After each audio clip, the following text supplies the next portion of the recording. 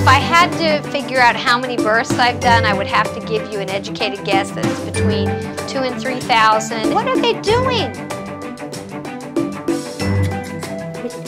Dr. Robert. Joni's calling me under her wing. I'm not going to do this. No hospital or doctor's going to do this for them. Their body knows exactly what to do. The birth is the icing on the cake. Yeah! Good job, Andrea!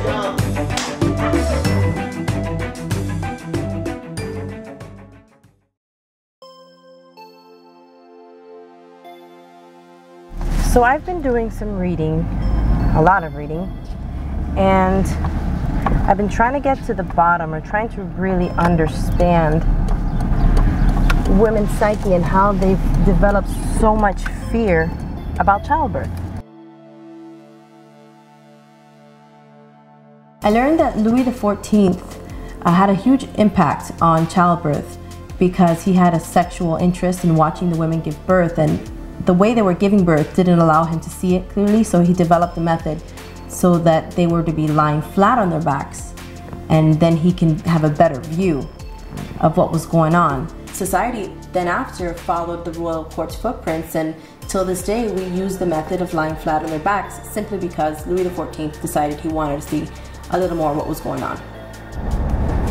I also learned that religion really changed the women's place in society, not only amongst men, but women themselves. Where it was once something powerful, magical, something that was goddess-like, to something that was a punishment, stemming obviously from Adam and Eve. Following history and watching how the technological advancements have, in many cases, been a blessing to moms and babies during and after the childcare, has been great, but in reality, it's taken a lot of the women's confidence away. It makes them feel that they need specific interventions in order to get through childbirth. And it's put a big dent on how women feel about birth, and the fear along with having to do it on their own. The doubt that their body can't really do it because they needed this intervention, an induction or Pitocin or what have you. It still doesn't change how brutal the process currently is. Instead of leaning on their instinct and getting to know all of their options, but since they go in there uneducated, the first thing that they do is, well, okay, what's the medical intervention?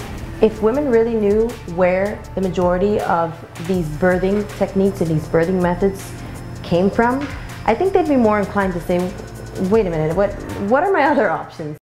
Stop the spread of birth fright. Please. So what me and Joni are doing now, we're going to be focusing on the town hall meeting with the Footprints Foundation and their project, The Motherhood is a Blessing. We focus on the infant mortality rate. Basically, the background for the town hall meeting is that about probably last September, I read an article about a woman who had a foundation called Footprints, and she was talking about how a local old folks home was making birth kits for women in the Sierra Leone in Africa.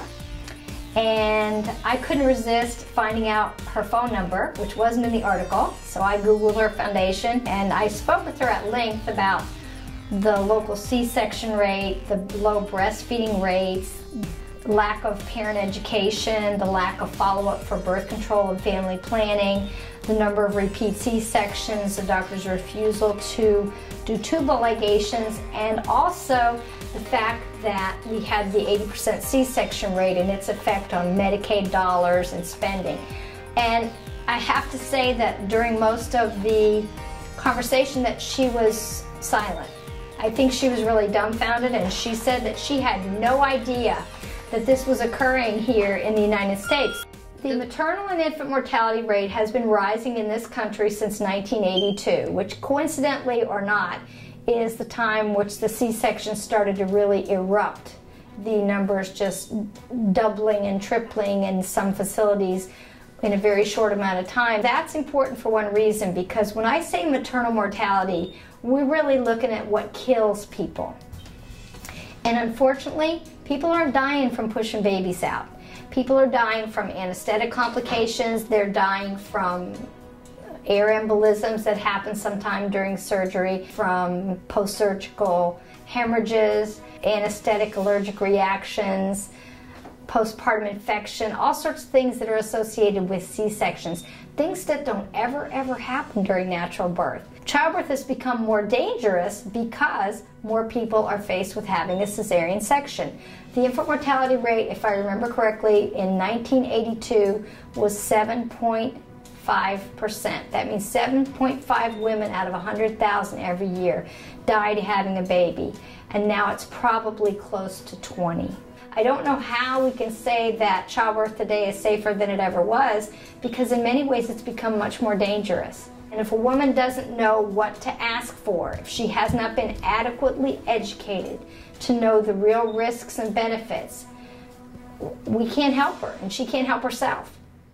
Successful town hall meeting to me would be as if we can get some of the people who really say they're interested in changing the outcomes that we're having in this community stand up and notice and start helping me make some real changes by training some childbirth educators who are willing to get out there and tell it like it is, try to lower the C-section rate and the infant mortality and maternal mortality.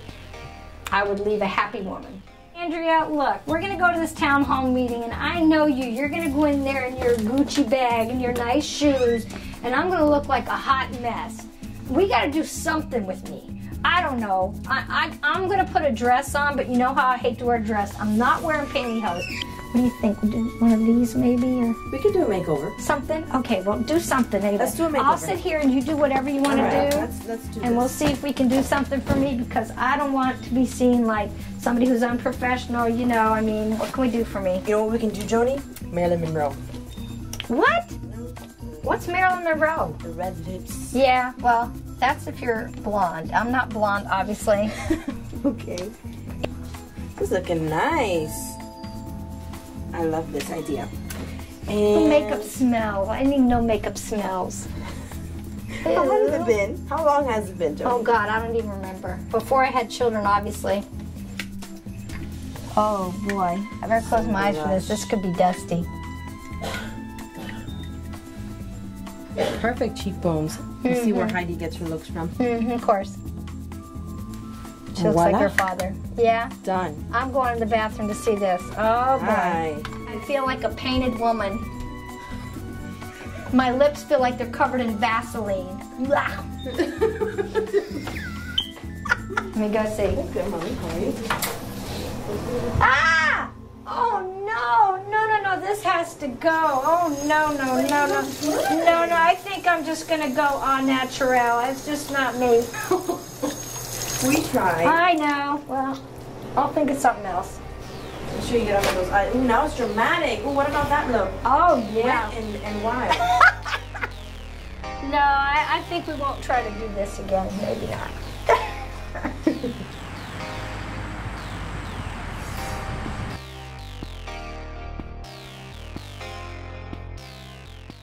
I know that there have been problems at the clinic with scheduling appointments, and they have rules about who they're allowed to take. I've had several undocumented women come up and they get their 45-day Medicaid, and they think that's great, but it takes 30 days to get an appointment at the clinic. So basically a lot of these women languish for weeks and months, and then they show up on the doorstep at the hospital emergency room, and then they have a baby with a problem because they've been anemic. Maybe they're diabetic, maybe they have preeclampsia, and then we have another $1 million baby in the NICU. The other problem with access to care here in Florida City, the hospital is spreading the word that if you have a midwife, you just really don't need to go to a midwife. And I have a real big problem with that because we're not the ones with the infant mortality and the maternal mortality rates. If we were, it would be all over the evening news. So I think that the meeting went well. I think that we got our point across, and I really think that we were able to stress the fact that we need childbirth educators. I met a lot of nice people there. Unfortunately, our local hospital decided not to attend, which is sad.